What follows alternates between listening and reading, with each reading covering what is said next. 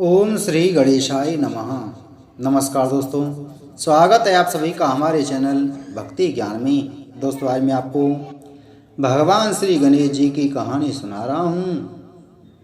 हिंदू धर्म में बहुत व्रत उपवास होते हैं जो सभी प्रकार के कष्टों, संकटों और हर विपत्ति को नष्ट करते हैं। भगवान की भक्ति बढ़ाने वाले होते हैं, हर मनोकामना पूरी होती है।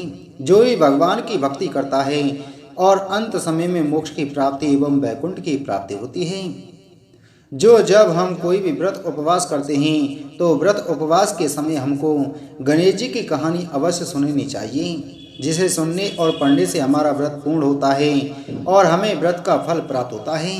जो भी भक्त श्रद्धा से व्रत उपवास के समय भगवान गणेश जी की कहानी सुनते हैं उसका हमेशा ही मंगल होता है और कोई कष्ट, संकट, विपत्ति नहीं आती और हर मनोकामना पूरी होती है।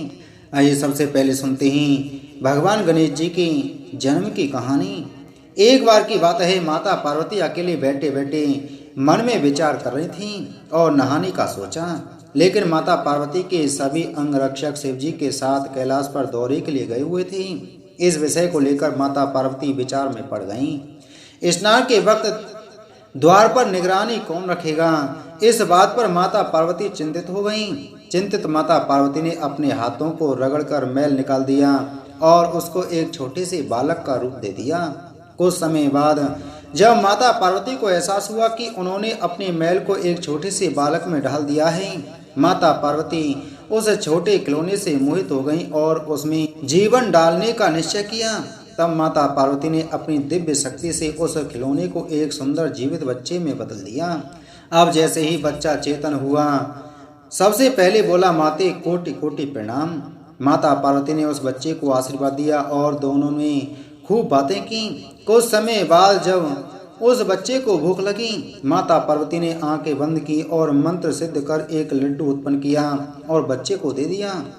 अब माता पार्वती ने उस बालक से कहा कि उनको नहाना है और आपको द्वार पर निगरानी और ध्यान रहे कि कोई भी अंदर नहीं आ पाए।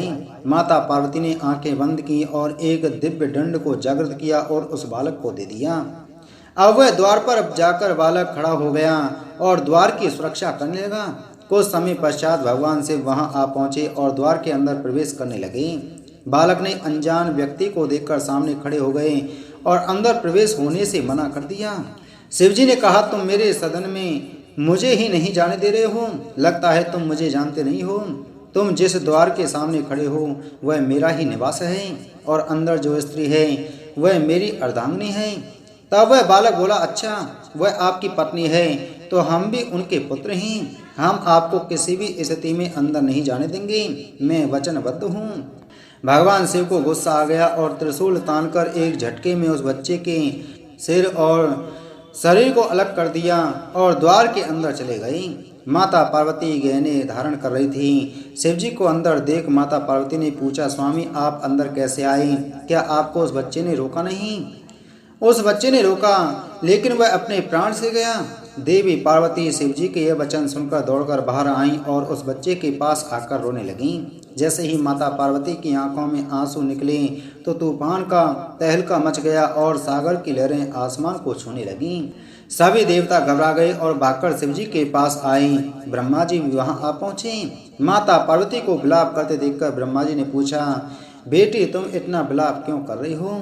हम अभी पुनः इस मरे हुए बालक में प्राण डाल देते हैं। तभी शिवजी कहते हैं कि यह असंभव है, हमारे त्रिशूल से मारा जीव आज तक जिंदा नहीं हुआ है। ब्रह्मा जी ने शिवजी से कहा, हे शिव, माता पार्वती इस संसार की पालन करता है, अगर इनका मन व्यथित रहेगा तो धरती लोक में तहलका मच जाएगा, असुरों का प्रकोप बढ़ जाएगा। कृपा करके आप इसका समाधान बताइए। शिवजी ने अपने रक्षकों को बुलाया और कहा, उत्तर दिशा की तरफ जाओ, सबसे पहले जिसका सर मिले उसको लेकर आओ। रक्षक कुछ दूर पर ही गए और वे एक हाथी के बच्चे के सर को लेकर आ गए। सभी देवता के आशीर्वाद से वह बच्चा पुनः जीवित हो गया। इतनी लंबी सूंड देखकर माता पार्वती ने कहा, इस बच्चे के गज के रूप को देखकर ये दुनिया इस पर हंसेगी। तब ब्रह्मा जी और सभी देवताओं ने कहा, यह बालक गजराज के नाम से जाना जाएगा। यह बच्चा कठिनाइयों का वध करेंगे और समस्याओं का समाधान करेगा।